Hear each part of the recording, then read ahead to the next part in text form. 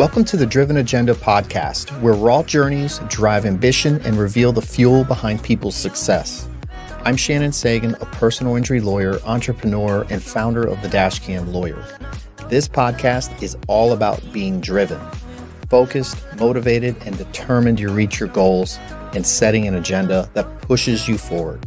We bring you insights from top players in business, sports, real estate, investing, health, and more. Here, we dive into what it really takes to thrive with candid conversations that cut through the noise and get to the heart of people's success.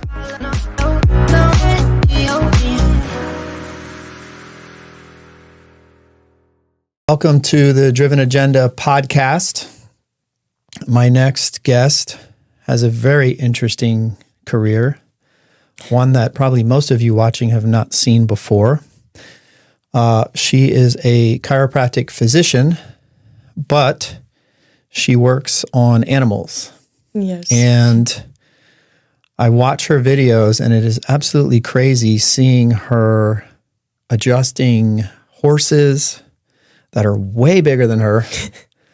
But we're in a networking group together too, and all of the people that she's helped with their dogs, they come back the next week for the meeting, and they're like, I cannot believe what she's done to our dog. It's a completely different animal. So I know nothing about this stuff, but I want to welcome Dr. Sabrina Ragsdale. Thank you. So she can talk about being a business owner. You've had one for a little bit of time now. Taking risks, having drive, and entrepreneurship, and picking an industry that a lot of people are not doing. So welcome. Thank you for taking time out to come here. Yes, thanks for having me. First off, why do we pick chiropractor in general?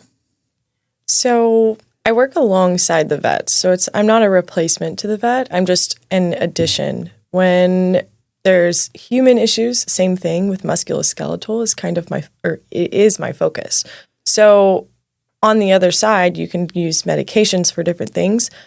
But if there's a joint that's not functioning correctly, that's when I come in and I assess their joints, making sure that everything is functioning properly, and we will adjust where necessary. And that's when we typically see like these miraculous moments of the animal wasn't moving or completely lame, and now they're running immediately after. How did you decide, though, I want to be a chiropractor? Like, there's so many industries and professions. Why did you pick that? Especially one that's very competitive, at least in Florida it is. Yeah, so I actually have an undergraduate degree in chemistry, and I originally wanted to be a DO, worked for a DO, and I kind of fell off. I realized I did not want to be in a clinical setting. The lighting, ironic enough, because I didn't know I was going to be with animals either. So right. I realized, wow, being inside was just not for me. We need them, but it wasn't like, I just knew if I had to do this every day, I would not. Yeah, I would literally be a zombie. And I just put a pause on everything, met a chiropractor, and I was like, wow, I didn't even know this was, a thing. We got into the root cause of disease, and I was like, okay, this is the career path I want to go. Took it, started working in personal injury after graduating, and I still was in a clinical setting. I was still dealing with like all the things that I didn't want to deal with, and the hospital clinical type of side. So ended up meeting an animal chiropractor. And just to like lay out the day, I got in the car with him. I was like, hey, can I shadow you? Whatever. We agreed. Got in the car. He tells me this is going to be very different. And I was like, okay, is this safe? So we go to this barn. We pull up. And I mean, the most beautiful barn I've ever seen. Like the gates were just like truly what I would picture as heaven. Like pearly gates. Yeah. And this barn was just the nicest thing I've ever seen. It's nicer than most people's houses. And we go in and he treats 4 horses and he said, this is my day. And I said, I want to do this. Like, this is amazing. The horses were so happy to see him. They were genuinely better. And I went back to school And I was like, how do I make this my life? Like this could be fulfilling forever.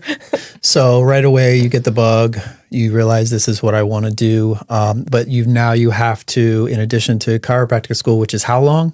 It's long. 3.5 years. 3.5 years.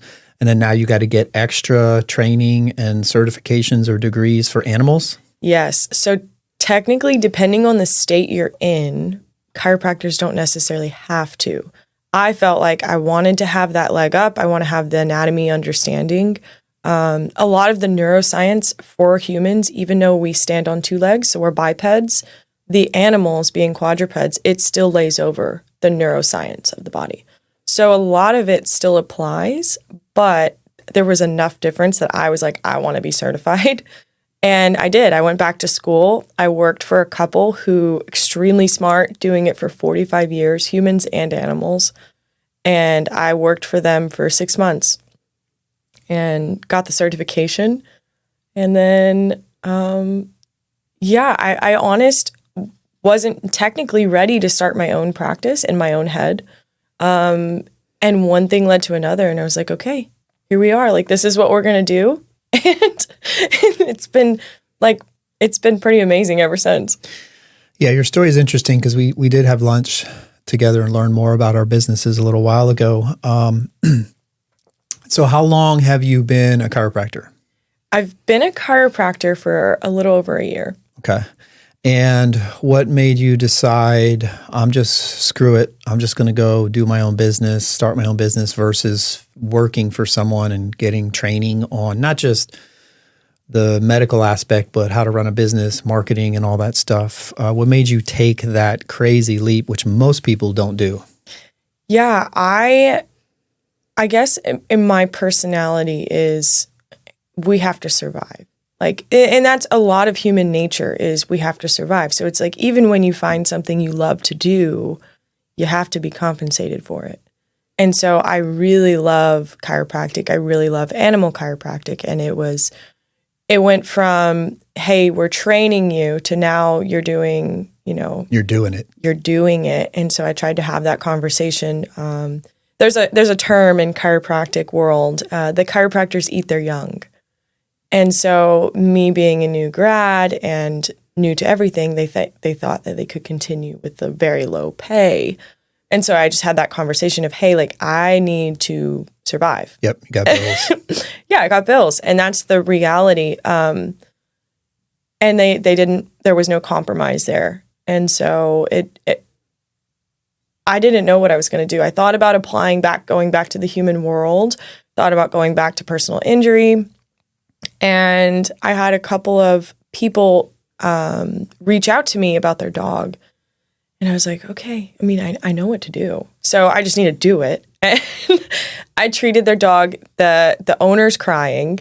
They called their daughter's crying. And now I had like 3 more dogs lined up and 2 horses. And I was like, oh.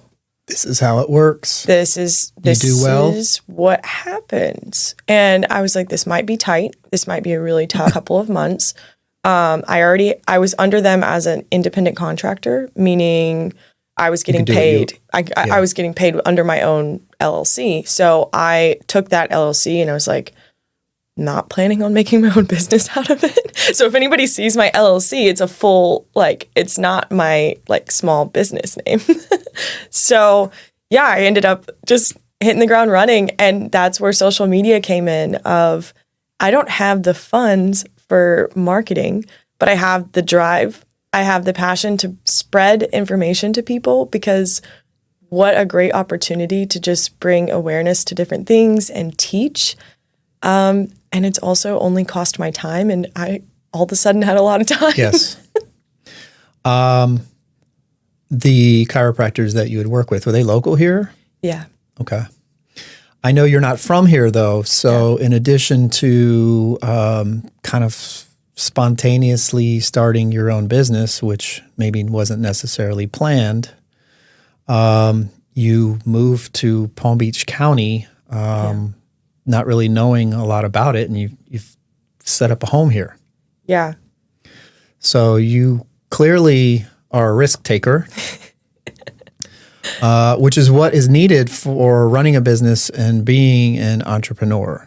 high risk, high reward, and you clearly have that tolerance. I was impressed when I first met you. You had a huge social media following on a different account that you had a other business on. But you guys got to check out her videos. They're very educational. Her voice is very soothing. The horses are so cool to watch. So she's very savvy. She gave me some pointers on social media as well. She's very savvy with the social media. And I think that's the route that any business owner needs to go, especially when funds are limited. And you're very creative with that. You're consistent. So I'm sure the views and followers are starting to increase. Are you finding that you're getting business from that? Yeah, at first I wasn't.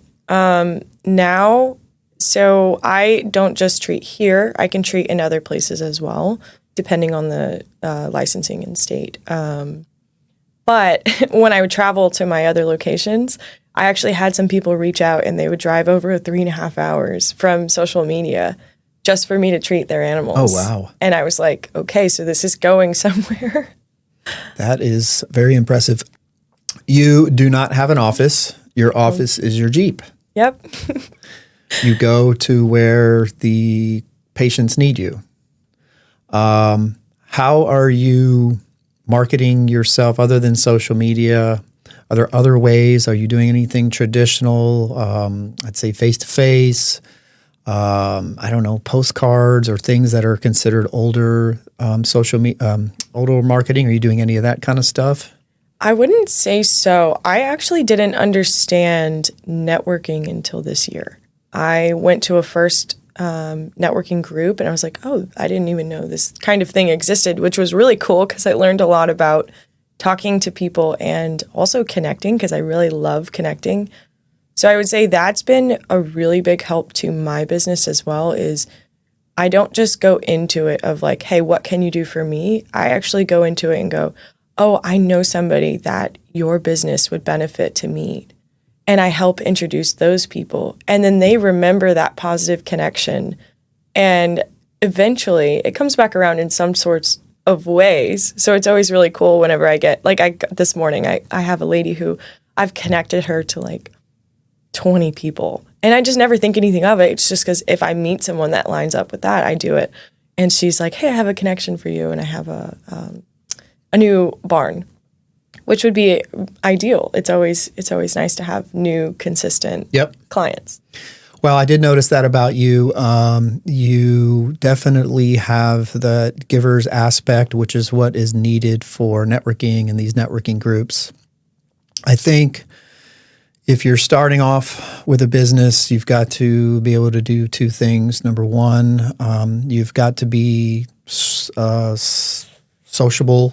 That's a word, sociable. Yeah. I am an extroverted introvert. That's what I am. So ideally, big crowds, talking in front of people still is tough. But at this point, I can handle it. But when I'm in big networking groups like Vinny's, I got to come home and rest. Like I don't want to talk to anybody. Yeah. So you got to put yourself out there and be in front of people and talk. But you cannot have the attitude of, I'm going to meet new people and what are they going to do for me and how are they going to give me business? And I find that you've helped my cousin. You introduced her to people, which led her to the BNI and PGA. And she told me she is just doing so well. So I thank you for that. But you are totally right. You look into giving first and then the receiving comes second. So I see that in our BNI group where people are starting to refer back to you after you've given them referrals. And that's a key that people need to know. It can be a long process. For you, it seems like it's turned around quicker than normal. Yeah. But yeah, you got to figure out how can I help this person, these people first. And then when you do that, you'll find that then they feel obligated to help you back. And I think me, in the place of life that I'm in, I have time that other people might not have. So for example, Sunday, I took an exit, went to this little restaurant, and I was like, okay, I'm just going to get lunch.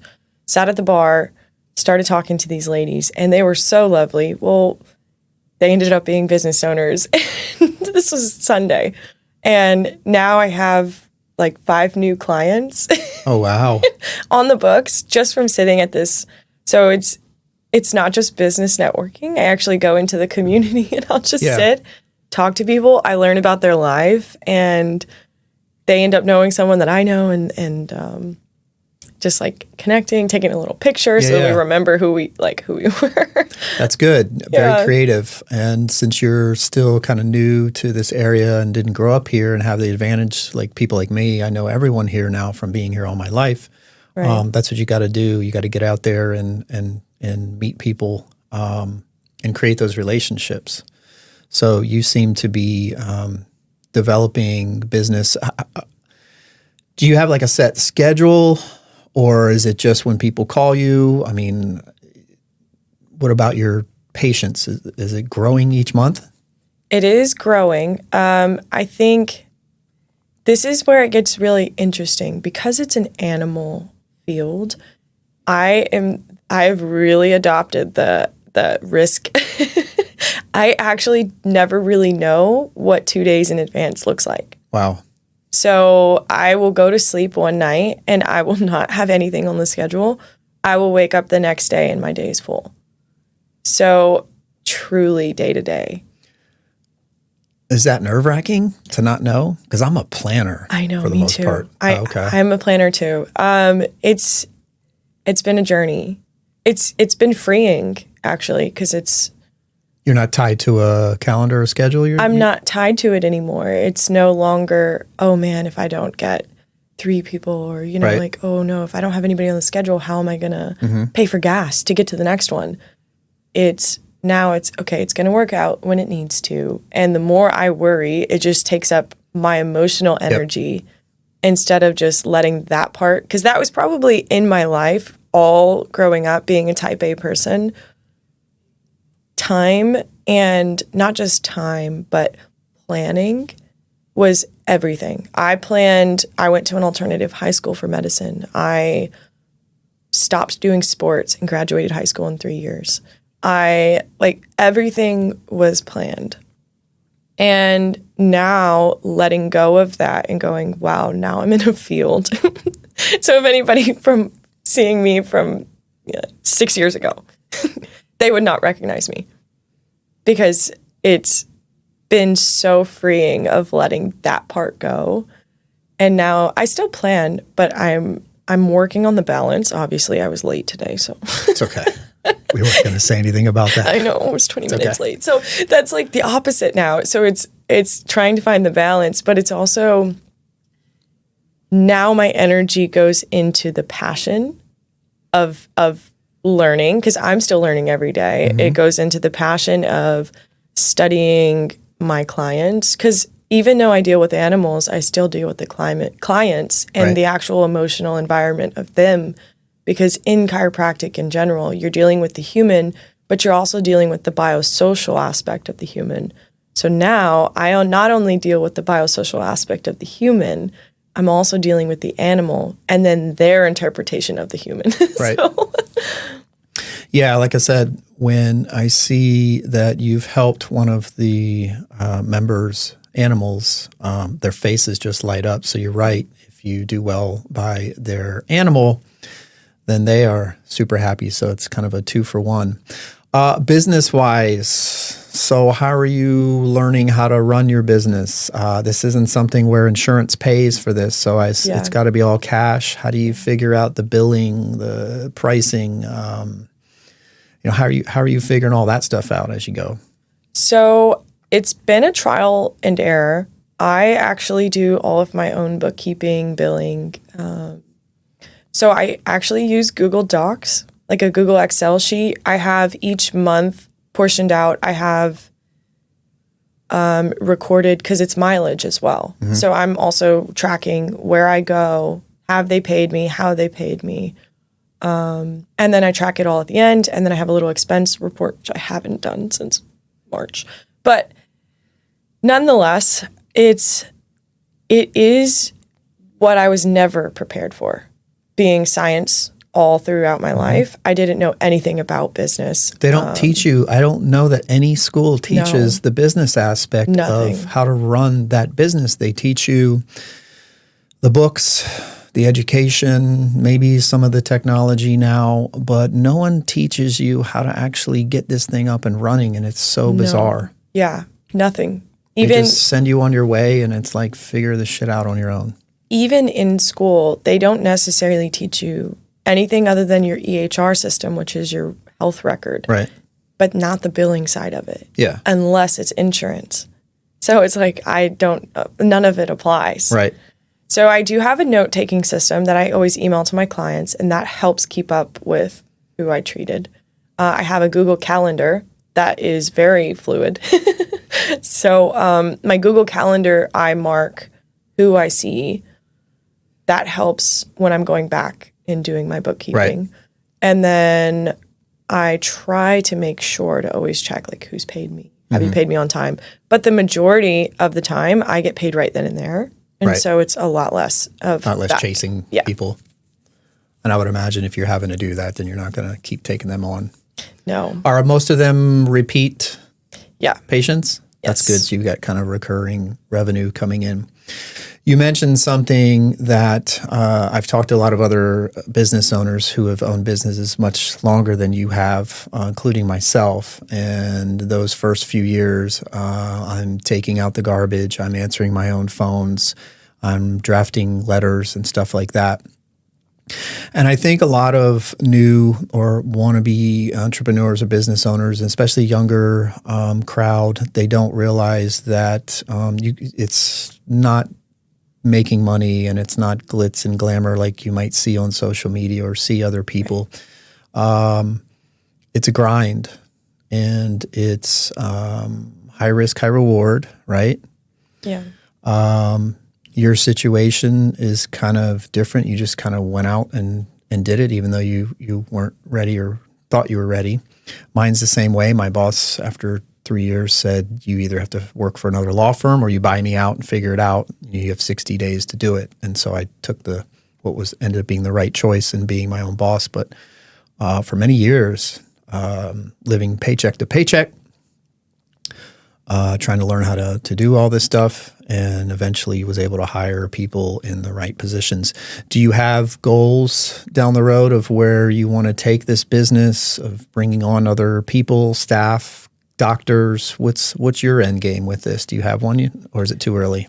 It's pretty early, but I did get asked this question by another a fellow colleague, human chiropractor, and I said, I would like to bring on, if someone wanted to join, another animal chiropractor, because then I can train. I have someone to go alongside me with, and then it just builds the brand of C Chiropractic rather than Sabrina. And so I think that's kind of the trajectory direction. But long-term future is really hard to see right now. Yeah, I don't blame you. You got time. Yeah, it's really tough. It's a journey. Let's talk about the animals that you're working with. Are there any animals you will not touch?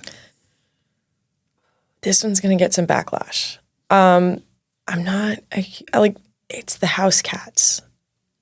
Why? They're just feisty? They're feisty. It's considered a bloodbath for a reason. They, no remorse. Like, they will attack. A bloodbath. It is. It's that's so funny. And there's more risk for me. Okay. In other words, you've been attacked more by cats than anything else, you're saying. Yes. And I'm not worried about my audience. Yeah. I don't care for cats. Okay. I'll never have a cat. They're good for some people. Cool. Yeah. And I have a heart for them. Yeah. I love all animals, but. So do you say no to cats, or you're very, very hesitant? Very, very, very hesitant. Okay. I actually have a couple of friends that are animal chiropractors that do work on cats. And so I will refer. Okay. So they're cat specialists. Interesting. Obviously you do dogs, horses. What is your favorite animal, if you could pick just one? Horses. Yeah? Yeah. Horses just, I mean, dogs get it too, but dogs still will be a little bit more cautious. Horses, as soon as you figure it out, because it's a big puzzle, and as soon they know, and as soon as you figure it out, they just melt. They love it. Yeah. And I've heard so many people say, this is my feistiest mare, or this is a very dominant gelding, which is a male and a female, and I will get there and they're like, I've never seen this before. Like, they're cuddling you and they're just letting you do it. I'm like, they just know. Yes. I don't know much about your business, but when I watch the videos, I see when you do like an adjustment on one of them, there is they do sometimes seem to calm down or react in a loving manner. It's very interesting. It's crazy stuff. Especially because you're tiny and then you're standing, next to or behind or up on a platform with one of these massive horses. I assume you've been injured or close to being pretty injured so far. Yeah, it's funny enough, the only time I've actually been truly kicked was when I was working for the other group, but I got kicked really hard, directly in the hip. And this particular horse wanted to hurt me. Like, there's certain animals that they're just easygoing, or they swat because they're in pain. Mm-hmm. There's other animals that genuinely, same with humans, that genuinely want to hurt you. Right. This one did. And he did. He got me. And it happened so fast. I kept going and just brushed it off. But I mean, I had a full horseshoe. Oh, wow. In my hip. And it turned black and blue. And I was like, oh, well, yep. It definitely taught me what I needed to know about being careful. Right. So I keep my head on a swivel a little bit more. Most commonly, I get bit. When I'm standing on the platform, if the owner isn't paying attention or the handler isn't paying attention, the horse will turn around and grab me and try to rip me down.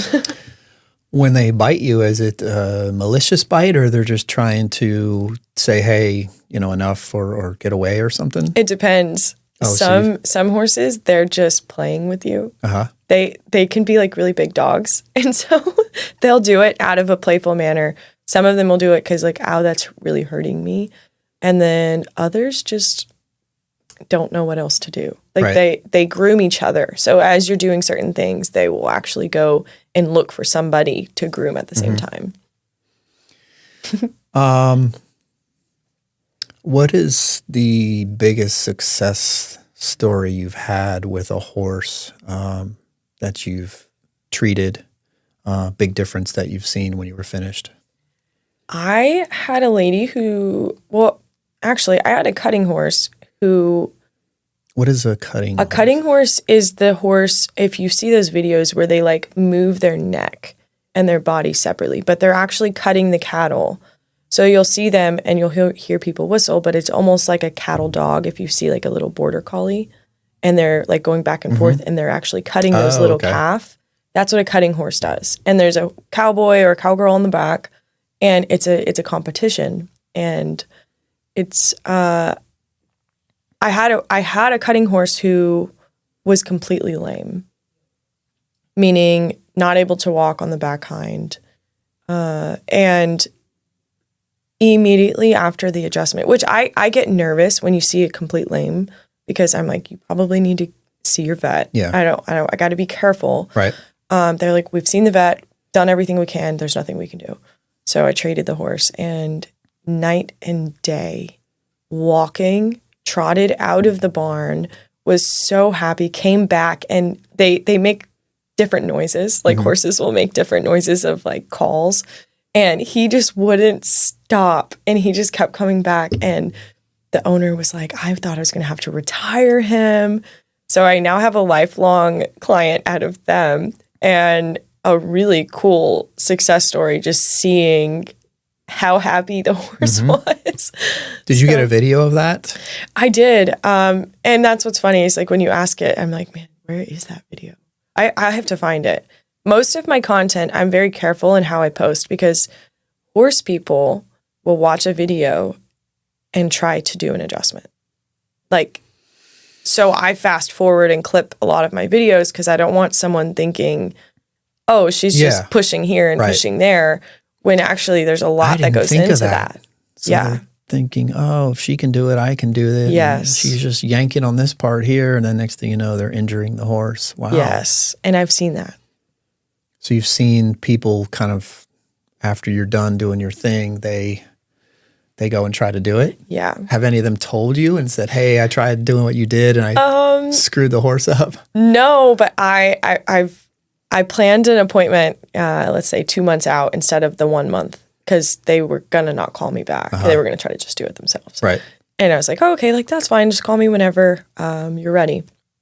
I get back and it's 2 months later and I couldn't touch certain areas. Like the reaction neurologically for this horse was so significantly bad. I was like, hey, I have to talk to you because, I mean, I have to do my due diligence. Yeah. And that's when the groom What'd you do? told me that other people had been adjusting that didn't have licensing or understanding. Mm-hmm. But like you said, I'm small. So there's a lot of actual physics that goes into what I'm doing. Well, I think you told us you're a power lifter. Yes. Yep. So I'm sure that comes into play. Yes. But you're right. Physics, you're dealing with an animal that's, I don't know, what do they weigh? 1,200 plus pounds. Versus you. So you definitely have to use physics and maneuverability and a little bit of psychology. I know you're big in Western Palm Beach County. I'm sure that's where most of your patients are, but you also travel and there's no limitation. It depends. If I'm not licensed in the state yet, I can be. I would like to be able to go anywhere in the country or out of the country. Wow. Yeah, I've actually connected with some New Zealanders. And so that would be a really cool experience. I'm open to opportunities. Have you treated animals out of state so far? Yes. Yeah. Yeah, I treat in Texas now, currently. How does that work? How do they know to find you? So I'm originally from Texas. Okay. And even though I started from ground zero. I didn't have anybody when I first started, but I actually just reached out to some of the barns and said, hey, this is what I do. I also have a cousin back in Texas she has a sport horse business. And so a lot of the clients were from her as well. So that was a really cool connection it helped us connect after. And I was like, wow, like who knew? And I was able to help her horses and she gave me some tips and tricks and I gave her some tips and tricks. And that was a good little leg up ground start. I always tell everyone, if you've got a connection, if you know someone high up or someone connected, especially in your industry, you have to use that to your advantage. Yeah. The gentleman I interviewed before you got a connection with Rocco's Tacos people who own all these restaurants. And then he got a connection with this massive rehab facility. And so he said that took them to the next level. And that's what you have to do. I mean, you said you reached out, which is cool. You reached out to just random barns, and introduced yourself that way. But then, if you've got connections, everyone's got to use them in business, because you never know that one connection that you may not think of or you're too embarrassed to take advantage of, that could be the difference in game changer in your business. Yeah. I think another big piece to all of that is following up. If I don't follow up, I notice that people just fall off. Yep. In my line of work, at least. I think that's in most line of work, at least off the top of my head. Same with mine. Sometimes I'm good at it. Sometimes I'm bad with it. I know that when I reach out to former clients and I stay steady with that, then they end up either becoming clients again or they refer to me. And then there's times where if I forget for a while, then I don't hear from them. So that is a big deal. Follow-up's a big deal. And I think in most industries, but you get, I don't know what's the word, not lazy. You forget about it. Yeah.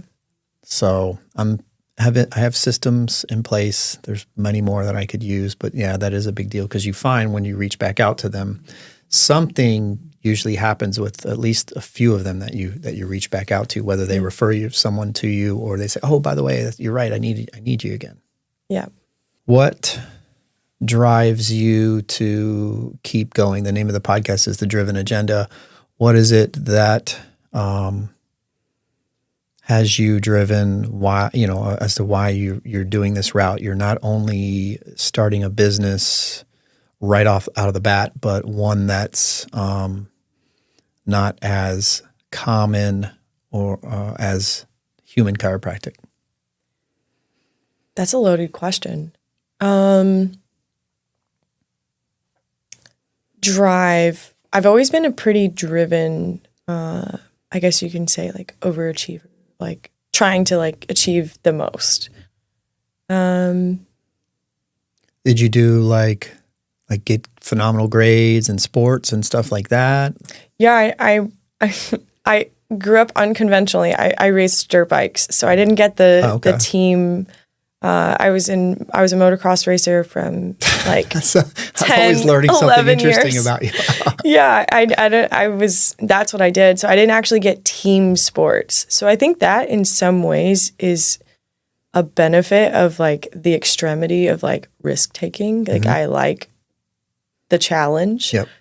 To a fault almost sometimes. With most of my drive.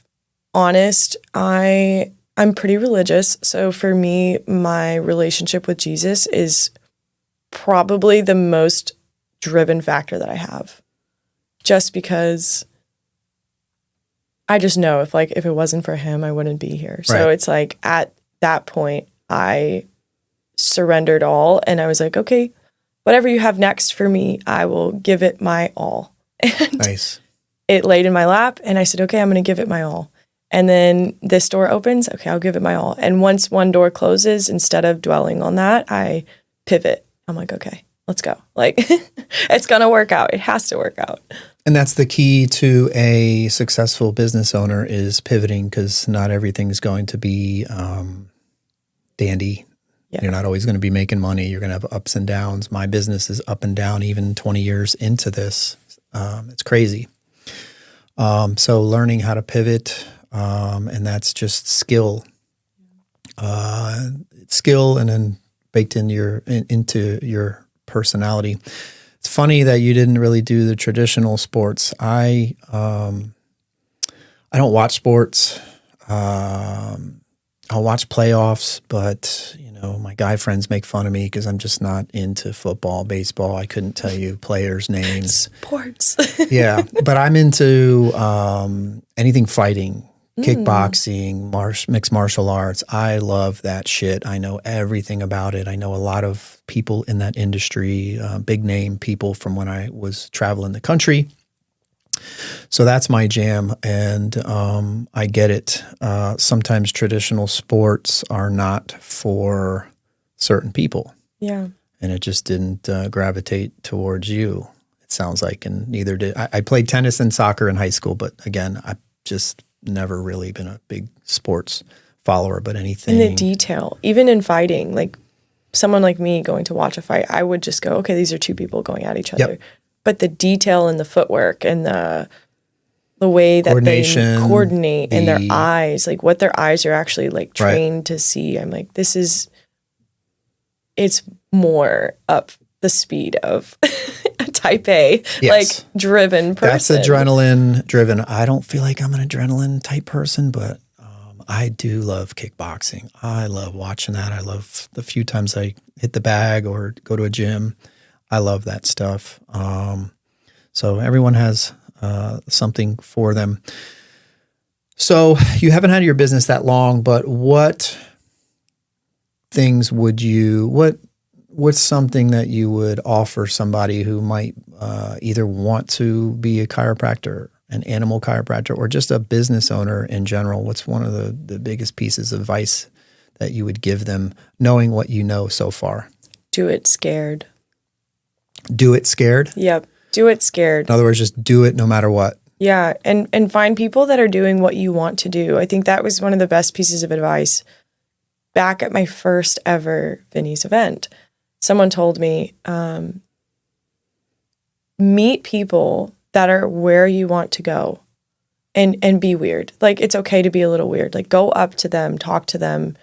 Some people, it's gonna, it's not gonna land. Right. Fine, keep going. Find the people that are doing what you want to do, and somebody's gonna see that in you. And I think that was my biggest opportunities, were going and finding those people that are doing what I want to do. And I'm like, okay, how are they doing it? What's working? What isn't working? Because sometimes even the people are doing that you want to do, they're doing something that's not working. Right. And take what's not. Okay, so this sounds bad. Another animal chiropractor that I had been shadowing, he said he built his entire practice on what wasn't working for the people that he was working for. So his whole business model was doing what they wouldn't do. I mean, it makes sense. Yeah. The definition of insanity, right? Yeah. Doing something over and over and expecting different results.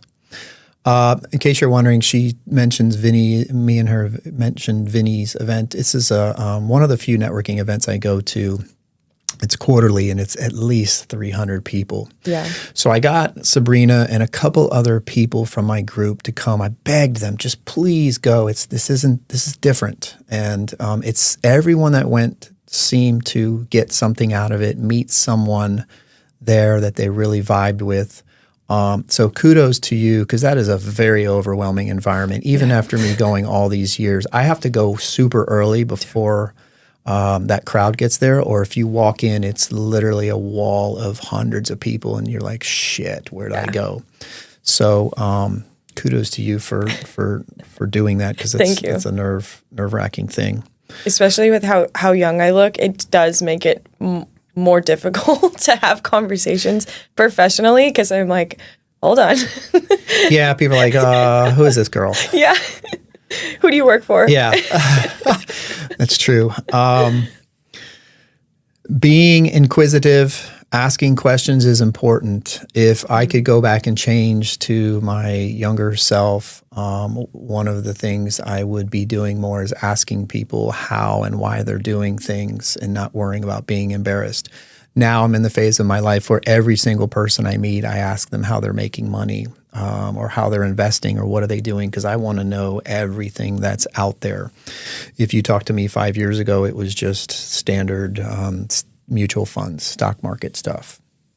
And of course I had a little bit of real estate, but now I'm diversified in everything. So going out, asking strangers questions, and always learning is really a big deal. Don't worry about what you look like. There are going to be some people that are going to think you're weird, maybe, or people that don't want to help.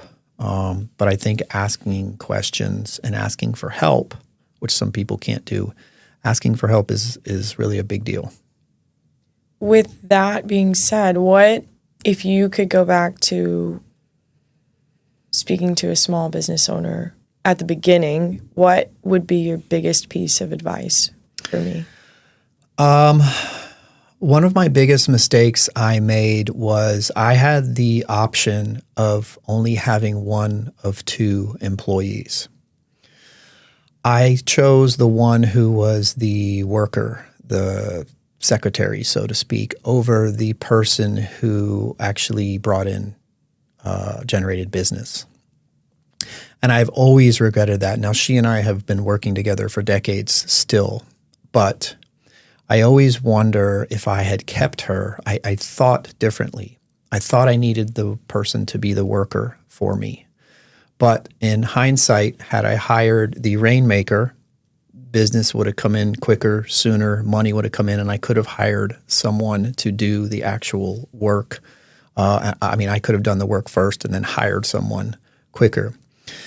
So to me, in my industry, a lot of these lawyers are bragging about how they're badass trial lawyers and blah, blah, blah. There's a lot of chest pounding and bragging in my industry, which I don't care to hang out with most lawyers. I've got about a dozen friends that I really love and adore that are my competition, but I'll help them. But I think the most important person in any business is the person who can bring in business. So you can be a phenomenal doctor, but if you're sitting, waking up every day saying, "Oh shit, my calendar is empty, I don't have any patients," and it happens day after day, then guess what? You're going to be a phenomenal doctor for somebody else. So you've got to learn sales, which you're already doing. Sales is not just selling yourself or your business, but being able to talk to somebody and listening to them and offering them help and referrals. But that was the biggest thing that I would have changed is I would have hired that other person to help me bring in business and bring in money quicker because for a long time, money was super tight and I didn't know if I was ever going to make it. That's kind of my big regret and learning lesson that I tell people.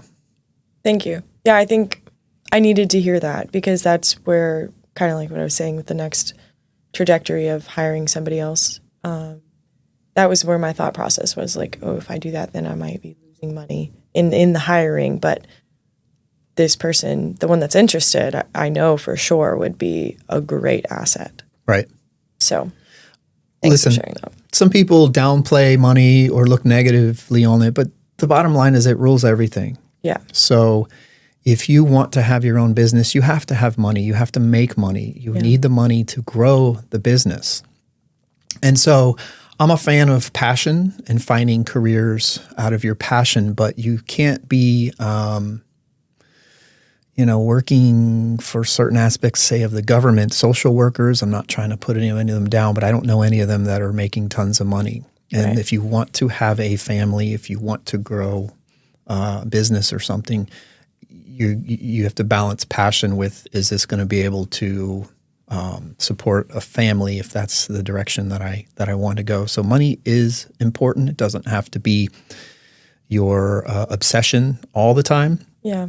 But if you're blowing off money and focusing on everything else, it's not going to help you get to that next level in business. Yeah. That makes sense. What hobbies do you enjoy in your free time? I love beach volleyball. Where do you do that? Singer Island or something? Yeah, so I play at Ocean Cay Park. What's that? It's over by Juneau Jupiter Beach. Okay, up north. It's by the dog beach. Okay. No coincidences there. It's funny. Get business there. Yeah, so I play volleyball, and then I go over to the dog beach, swim, compliment people's dogs. And nice. Yeah, so it's my ideal weekend. Okay, so volleyball is your thing. That's cool. Did you play that in high school? Or? I didn't. No, I actually started playing, I never played indoor. I started playing beach for fun, like really, really fun, like meaning it was just like the ball was bouncing around. There was a bunch of people on the court. And now I play doubles. So it's me and one other person, still not very good, but I love it. It's something that has definitely strenuous. Yes. Because you're sprinting in sand and you're jumping in sand. Mm-hmm. And then you're now we're in this heat here. Yeah, the heat has been, and the gnats right now. The gnats. God, they're out of control. Even on the volleyball court, you just get covered in gnats. Yeah, every day I'm walking my dog or outside, I'm eating gnats. Everyone's been complaining about that. It's never been that bad. The whole county. It's so weird. It's pretty new because it wasn't like that last. No, it's never been this bad. Spring or summer. But it's everywhere.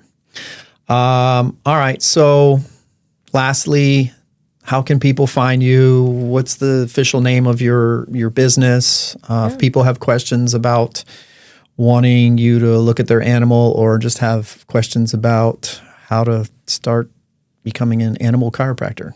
Yes. So what is it called? My hashtag, or what is it called? Your tag name? Oh, your username? Yes, my username on social media is Dr. Sabrina _animal chiro. And my practice name is C Chiropractic. C as in SEA. SEA Chiropractic. And I pretty much try to answer all messages. So I love to answer, even if I can't directly help you, I like to help connect you with someone who can. And yeah, I think that was all the questions, right? Yep. Okay. Cool. Well, Dr. Sabrina Ragsdale, thank you very much for your time. I do appreciate you coming in. And, yes, thank you for having me. This was absolutely. fun. And providing your insight. Again, I like to interview people who are entrepreneurs, business owners, and doing just different things in the world and taking risks. And you certainly are one of those risk takers. So thank you again. I appreciate it. Yes, thank you. This was really awesome. I love this. I love this studio as well. So as I was saying to you, I really am not trying to avoid doing Zoom podcasts for now. I really want to get the people in here because it's a totally different experience and vibe.